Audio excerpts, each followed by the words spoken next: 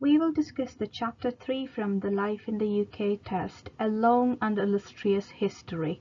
The first section of the Chapter 3 goes through the history of Britain from its beginnings that can be traced back to the Stone Age, covering all the different civilizations that lived in Britain in the old times during the Romans, the Anglo-Saxons, the Vikings, and the Normans. Early Britain. The first people to live in Britain were hunter-gatherers in what we call the Stone Age. For much of the Stone Age, Britain was connected to the continent by a land bridge. People came and went following the herds of deer and horses which they hunted. Britain only became permanently separated from the continent by the Channel about 10,000 years ago. The first farmers arrived in Britain 6,000 years ago. The ancestors of these first farmers probably came from Southeast Europe. These people built houses, tombs, and monuments on the land. One of these monuments, Stonehenge, still stands in what is now the English county of Wiltshire. Stonehenge was probably a special gathering place for seasonal ceremonies. Other Stone Age sites have also survived. Skara on Orkney, off the north coast of Scotland, is the best preserved prehistoric village in northern Europe and has helped archaeologists to understand more about how people lived near the end of the Stone Age. Around 4,000 years ago, people learned to make bronze. We call this period the Bronze Age. People lived in round houses and buried their dead in tombs called round barrows. The people of the Bronze Age were accomplished metal workers who made many beautiful objects in bronze and gold, including tools, ornaments, and weapons. The Bronze Age was followed by the Iron Age, when people learned how to make weapons and tools out of iron. People still lived in round houses, grouped together into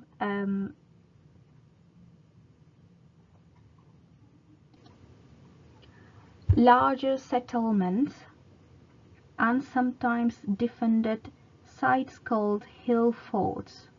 A very impressive hill fort can still be seen today at Maiden Castle in the English county of Dorset. Most people were farmers, craft workers, or warriors. The language they spoke was part of the Celtic language family. Similar languages were spoken across Europe in the Iron Age, and related languages were still spoken today in some parts of Wales, Scotland, and Ireland. The people of the Iron Age had a sophisticated culture and economy. They made the first coins to be minted in Britain, some inscribed with the name of Iron Age kings. This marks the beginnings of British history. The Romans. Julius Caesar led a Roman invasion of Britain in 55 BC. This was unsuccessful, and for nearly 100 years Britain remained separated from the Roman Empire. In AD 43, the Emperor Claudius led the Roman army in a new invasion. This time there was resistance from some of the British tribes, but the Romans were successful in occupying almost all of Britain. One of the tribal leaders who fought against the Romans was Boudicca, the Queen of Ascani in what is now eastern England. She is still remembered today, and there is a statue of her on Westminster Bridge in London near the Houses of Parliament. Areas of what is now Scotland were never conquered by the Romans, and the Emperor Hadrian built a wall in the north of England to keep out of the Picts, which means ancestors of the Scottish people. Included in the wall were a number of forts. Parts of Hadrian Wall, including the forts of Houstead and Vindolanda, can still be seen. It is a popular area for walkers and is a UNESCO World Heritage Site. The Romans remained in Britain for 400 years. They built roads and public buildings, created a structure of law, and introduced new plants and animals. It was during the 3rd and 4th centuries AD that first Christian communities began to appear in Britain. The Anglo-Saxons. The Roman army left Britain in AD 410 to defend other parts of the Roman Empire and never returned. Britain was again invaded by tribes from northern Europe, the Jutes, the Angles, and the Saxons. The languages they spoke are the basis of modern English. Battles were fought against these invaders, but by about AD 600, Anglo-Saxon kingdoms were established in Britain. These kingdoms were mainly in what is now England. The burial place of one of the kings was at Sutton Hoo in modern Suffolk. This king was buried with treasure and armor, all placed in a ship which was then covered by a mound of earth. Parts of the west of Britain, including much of what is now Wales and Scotland, remained free of Anglo-Saxon rule. The Anglo-Saxons were not Christians when they first came to Britain, but during this period missionaries came to Britain to preach about Christianity. Missionaries from Ireland spread the religion in the north. The most famous of these were St. Patrick, who would become the patron saint of Ireland, and St. Columba, who founded a monastery on the island of Lona, off the coast of what is now Scotland. St. Augustine led missionaries from Rome who spread Christianity in the south. St. Augustine became the first Archbishop of Canterbury.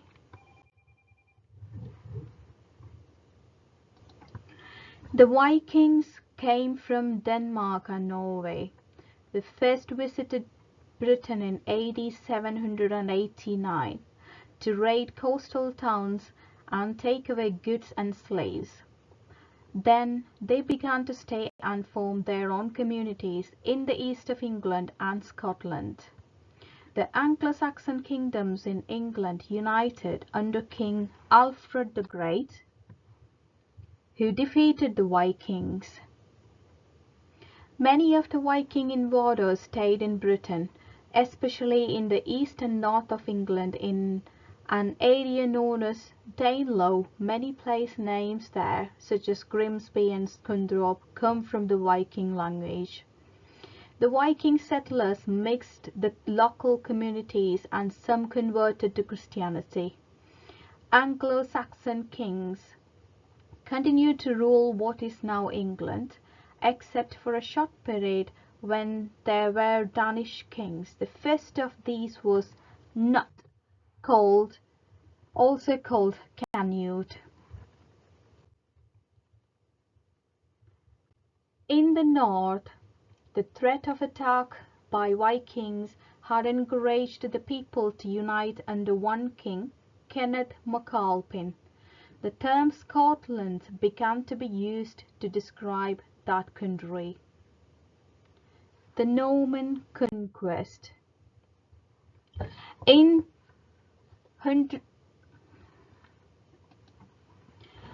1066, an invasion led by William, the Duke of Normandy, in what is now northern France, defeated Harold, the Saxon king of England, at the Battle of Hastings. Harold was killed in the battle, William became King of England and is known as William the Conqueror. The battle is commemorated in a great piece of embroidery known as Bayeux Tapestry, which can still be seen in France today. The Norman Conquest was the last successful foreign invasion of England and led to many changes in government and social structures in England. Norman French, the language of the new ruling class, influenced the development of the English language as we know it today. Initially, the Normans also conquered Wales, but the Welsh gradually won territory back. The Scots and the Normans fought on the border between English and Scotland. The Normans took over some land on the border but didn't invade Scotland. William sent people all over England to draw up lists of all the towns and villages, the people who lived there, who owned the land, and what animals they owned were also listed. This was called the Domesday Book. It still exists today and gives a picture of society in England just after the Norman conquest.